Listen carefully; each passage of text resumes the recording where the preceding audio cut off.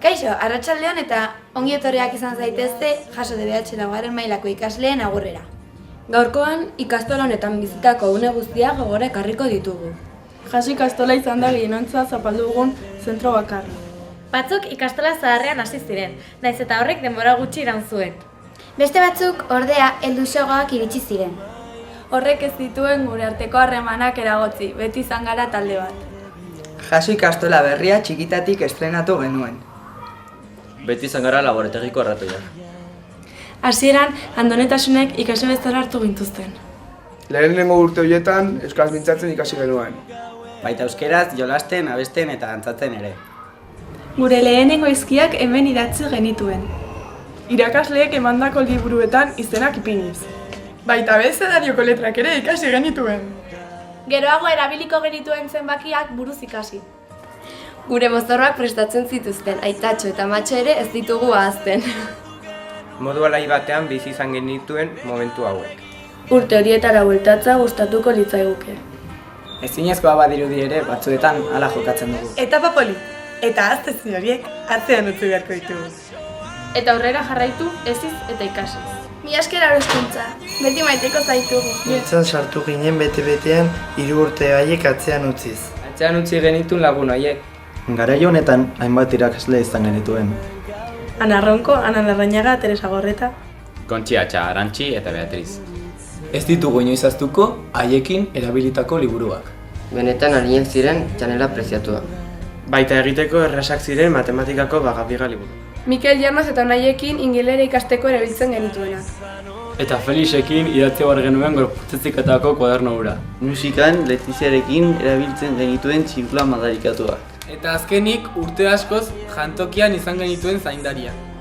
Hurrengo pauso bat ere eman genuen, goiko zolairura igo, DBH-a hasteko. Guztia ez ezaguna egin zitzaigun lehenengo aurkezpenean. Etxai ginen A eta Begelak nahastu gintuzten gure nahiak bete gabe. Lehenengo urteotan Txanesenar eta Itaskun Etxeberria izan ziren gure bigariak. Edu Sernarekin, orain gure zuzendari denarekin, gaztelaniazko hitzak ikasi genituen. Gure begiak konpasarekin operatuak izan ez zitezen. Geroago, gelakideekin nola liskarra konpondu ikasi genuen Andonesi Gaztibeltza eta Amaia Larranbegeriren eskutik. Imanolek gure gaitasunak eta barne ezagutzak lantzen irakatsi digu kirolaren bitartez. Jose, Antxon, Patxi eta Enekori esker matematikak suspenditzen. Hau ez da etikoa edo beti jaja batean tazkenean karaperroa esaldiak adibidez, Alfontxo eta Jaimerekin ikasi genituen. Erakutsi ziguten Ereatu Laikak eta Fernando Lópezek. Paisaia eta erlebea ezberdintzen lagun duzugun sare garretzibitak. Eta azken urteetan ezagutu ditugun irakaslei. Momentu izugarriak izan dira ikastolan pasa ditugunak. Mila esker eta barkatu gu eta gure txantzak jasateagatik. Orduazten ikasiko norbaitek zion kanta batean nik neuk ez behintzat ez dut ahaztuko mila momentu gure bizitzan.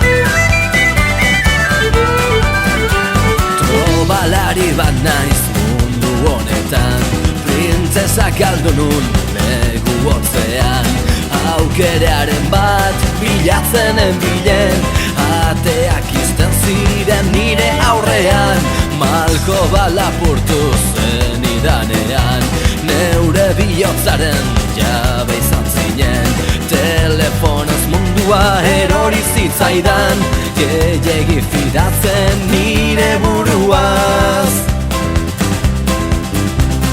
Nortu azten ikasiko,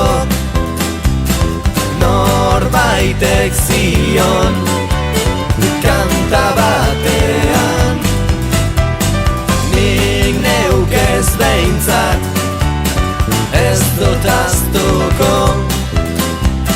mila momentu gure bizitzan.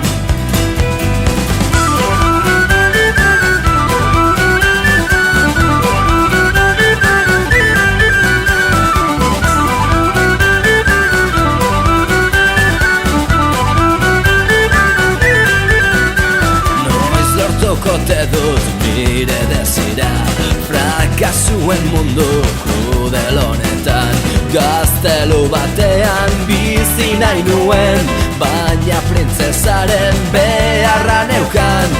Neure buruarekin bakean nago, kanta honen hitzak idazteagatik. Zergaitik printzesa ez da bueltatzen, bere beharrean nabilegun oson. Nortu azten ikasiko, norbaitek zion kanta batean, nik neuk ez behintzat ez dut ahaztuko